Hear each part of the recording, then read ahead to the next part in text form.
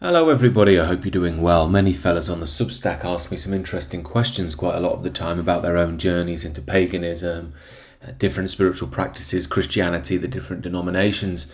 And I thought it'd be good to do a video outlining exactly what Christian mysticism is, why I say I follow that rather than a specific tradition, and also what's my take on things and what's just mysticism, what's just tradition.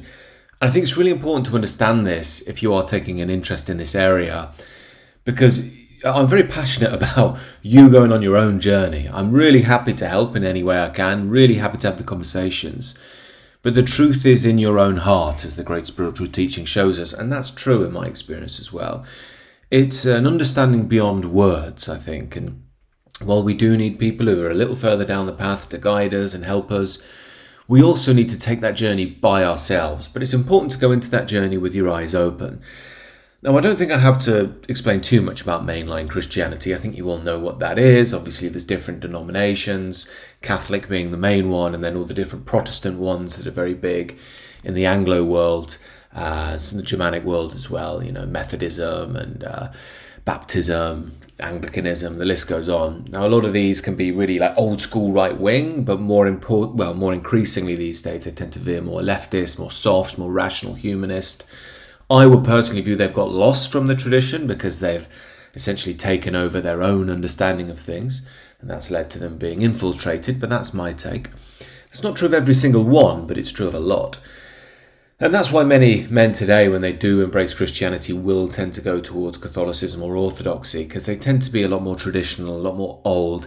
Catholicism is vast. I mean, on the surface, it's, pedo priests and the Pope yelling at you, telling you what to do, or being too woke. But once you understand the Catholic tradition, it's huge. I mean, it's got everything you could possibly imagine, from an intellectual tradition to a mystic tradition and everything in between. I mean, it really is massive, the Catholic Church. But what I want to speak about is mysticism. And mysticism, you won't really find that much of it in the mainline Protestant Church. There are examples, especially in America, at the turn of the last century. They call it New Thought or New Science. And you do have some people who are speaking towards mystic experiences there. But like most things in the Protestant tradition, it's more individual. It's something that one person experiences, started their own movement around. Some of it's really good, some of it's a bit wacky, in my view. And it does go a little far into the sort of healing aspect. You can magically make yourself better, that sort of thing in the Christian Science movement. But historically, mysticism was something monks would engage in. Not always. You might have lay mystics, that is just an average guy. And it does have a strong tradition in the Catholic and Orthodox Church. There is an argument that Orthodoxy is a little more friendly to it than Catholicism, which tends to like the more mainstream interpretations. But it's important to specify that mysticism is part of Christianity. I would view the core part, but then I'm a Christian mystic. And a mainline Christian would see it as a little bit wacky, going off a little bit into the unknown, the mysterious, and the woo-woo. But what is it that we actually mean by Christian mysticism? Well, the first thing that we could say is, what are the words saying? Well, Christian, that's easy to decipher, it's about following Christ. And mysticism. Well, what's mysticism? It's obviously rooted around the idea of a mystery. Now, or the mystical, we could say. Now, what does that tell us? Well, this tells us something so central about what mysticism is, in that we don't know what the answers are. The human mind, if you have a philosophical mind at least, will be driven mad by the question of existence. Why are we here? It just doesn't make any sense. A lot of us blot out that question or view it as, a too simple a question. But there are people like me who just, I was really, really hammered by it for a long time. I mean, existential angst to the verge of suicide in my 20s. Just couldn't bear this idea of, how can something come from nothing? Well, mysticism is, in my view, the best answer to that. And it's not an answer that's going to satisfy the mind, but it is an answer that will bring the mind's questions to peace, and the heart will sink into the peace that passes all understanding, as Christ calls it. So it's the mystery of existence, the mystery of God that we can never truly grasp, never truly understand. But that doesn't mean that we can't have total union with God.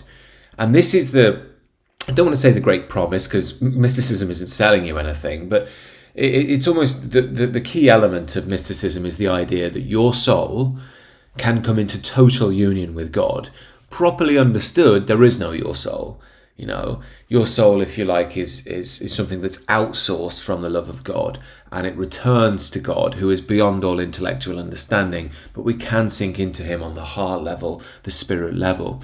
And this is where mysticism really comes into its own, because it's not saying we sit there and think all day about God. I mean, you do get a lot of that in the mainline Catholic philosophical tradition, and a lot of that is wonderful. I'm not trying to demean that. There's some really incredible people there, Thomas Aquinas and so on. However, there's another side to things here, where the mystic will aim more towards contemplation. And what do we mean by contemplation? Well, it's sort of like a Western version of meditation, is a good way of understanding it. Many of you might know our cliche of meditation is Eastern, really, in the modern Western world. The idea of sitting still, eyes closed. People often think, trying to get rid of thoughts. You're not trying to get rid of thoughts. If you do that, you'll drive yourself mad. It's more about being silent, still and steady, and just focusing on what's going on inside, So we could say, you might notice there's a lot of angry energy or pain or trauma or happiness or whatever it is. And we're not going to do anything with that. We're just being aware of what's going on internally. We're deepening our conscious awareness. And we take that back and back and back into the experience of silence itself, that which witnesses all. Now, for want of a better phrase, you could call that God consciousness. God is that which in whom we have our being. I love that phrase. And life, if you will, is probably the closest analogy you'd get for God. So really, the contemplative practice is sinking into what is, being as you totally are, having no illusions, having no lies, having no barriers, having no me to get in the way of the experience, and allowing God's love to flow through you naturally. Now, of course, this would lead to some sort of transformation.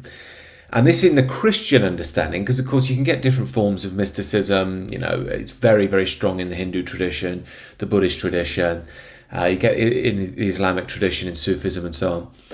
What really distinguishes it in the Christian tradition is, number one, this is through the language of my ancestors and so on, the traditional practice of my ancestors. But number two, it has this purifying and transforming element, The soul gives up fighting, for the world, for the cause of the ego, and lets go to God's will. We become less and less attached to worldly things. Now, this doesn't mean we're totally detached from worldly things. Maybe there are some monks out there who reach that level, and they're at total peace. But my experience has been that we're in, if you like, a back and forth between the world and the spirit. And that's very much the Christian life in my experience. And maybe one day, I'll be able to let go of the world. I pray and I meditate, and who knows. But I'm not so fussed about that. What I'm more interested in is just the daily practice of the Christian experience. Of, am I in Richard energy or am I in God energy? Some days I'm full of Richard energy. Annoyed about that. This is winding me up. Engaged in some practices giving me short-term pleasure. All sorts of things and pitfalls that we can fall into, or at least I can fall into.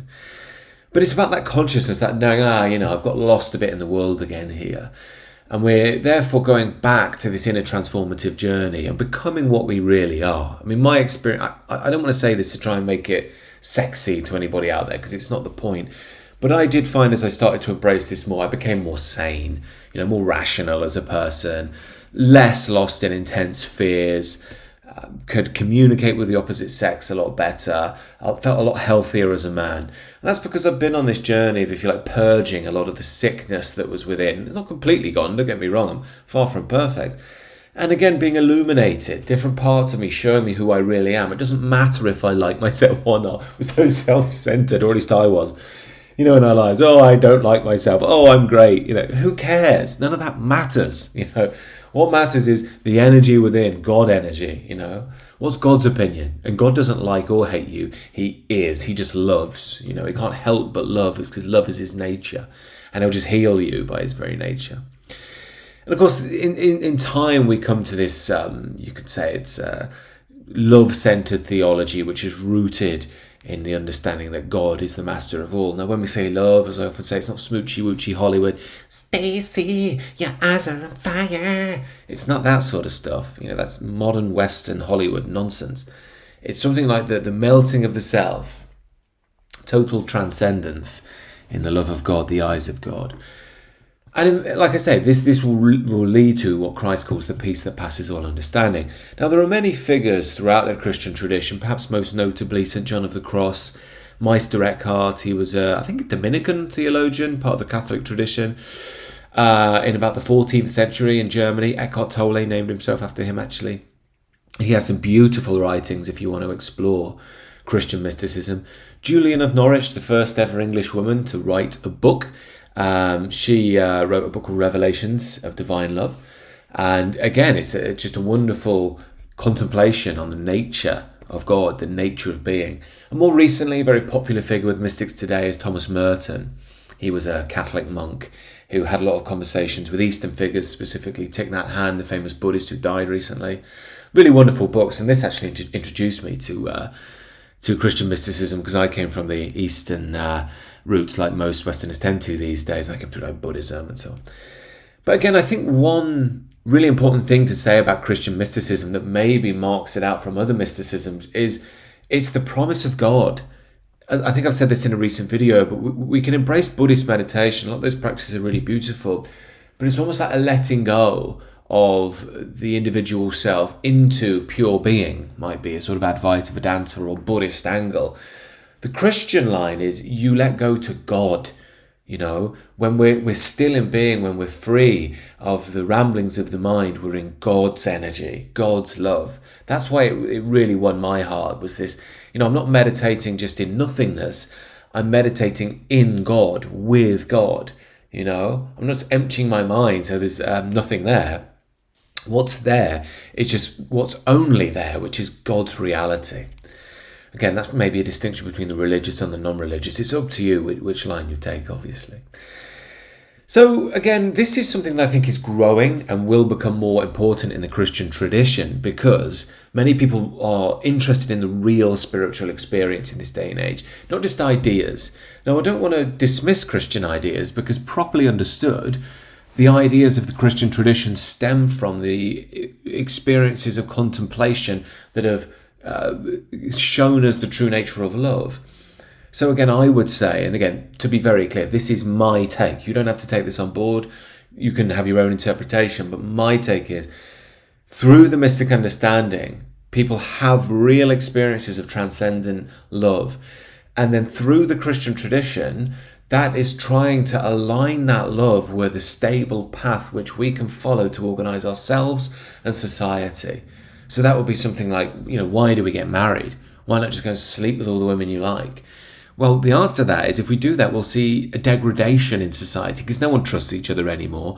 STIs will be through the roof. You know, basically what we've got now. You know, everything starts turning into Lily Phillips and pride parades, and it gets out of control. So the point is, we need to have these boundaries in order to maintain a stability in society, you know, to protect the sanctity of the family and the growth of the next generation. But most importantly, for the spiritual journey that is marriage for the man and the woman therein. You know, I'm married. I've had to realize this. When you get married, no one tells you in this day and age. It's a spiritual vow. You know, I think lots of people who just do it because it's normal in our culture, either perhaps just aren't, you know, they don't really think about the deeper side of life, maybe. Or on the flip side, they're just not aware of what they're getting into and end up getting divorced a few years down the line. It's a spiritual vow. It's not meant to be my marriage is perfect all the time, but it's saying I'm turning away from the world, especially for a man, the world of women.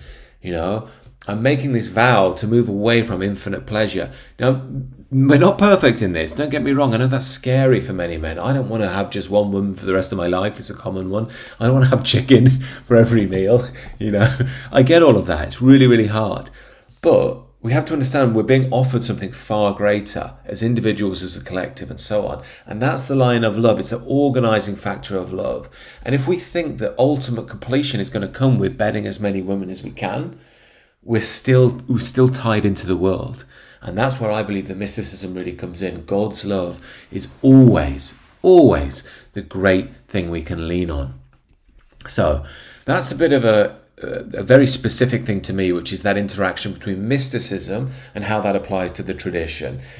most mystics don't tend to like the tradition, and most of the traditional people in the church don't like the mystics. But I'm in the middle of the two, and I think it's very important to unite the two, and there can be a bridge between the two. In fact, I think that's vital for the future of the Western world and our spiritual tradition.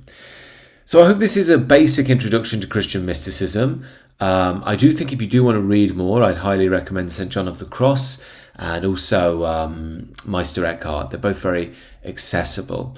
Again, just as a final note, this is where it gets really complicated. There are different forms of traditionalism. So there's a Christian traditionalist, which are basically conservative Christians, and I'm kind of one of them. But there's also the philosophical traditionalists, and they tend to have a perennial view of religions, where they think there's one ultimate truth. History works in cycles as that truth is re-experienced and grows. And a lot of the traditionalists will be very good at comparative religion and mythology because, they'll understand what a Sufi saying, an Advaita Vedanta guy saying, and a Christian mystic, and see that ultimately they're kind of talking about the same mystic experience.